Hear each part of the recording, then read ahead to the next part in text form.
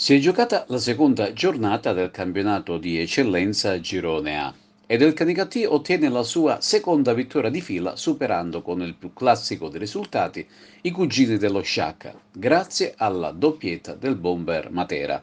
Impresa esterna della Profavara sul campo di Castellammare con un gol del giovane 2002 Alessandro Contino.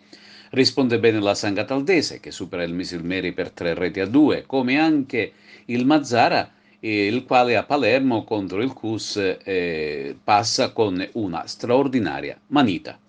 Cede il Marsala in casa per 1-2 con il Parmonval, mentre il Monreale supera la Nissa.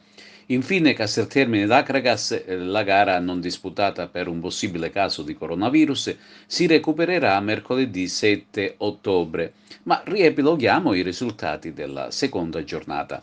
Folgore Marineo 1-1, Monreale batte Nissa 2-1, Canicattì batte Sciacca 2-0, Castellammare e Profavara 0-1, Cussi Palermo Mazzara 0-5, Marsala Parmonval 1-2, San Cataldese Misilmeri 3-2, Casteltermine Acragas, come detto poc'anzi, non si è disputata.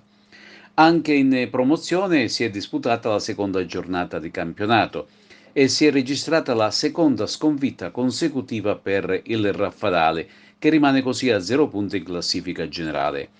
Vince invece il Camarat ai danni del Villabata con un perentorio 4-1 ed è in attesa di conoscere l'esito del giudice sportivo che dovrebbe assegnare 3 punti a tavolino con il Partinico in occasione della prima gara di campionato.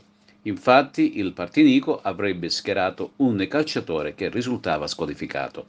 Con la possibile vittoria a tavolino, la squadra di Renato Maggio balzerebbe in vetta alla classifica, anche se in compagnia di Città di Caltanissetta, Mazzarese e Casteldaccia, chiaramente a punteggio pieno.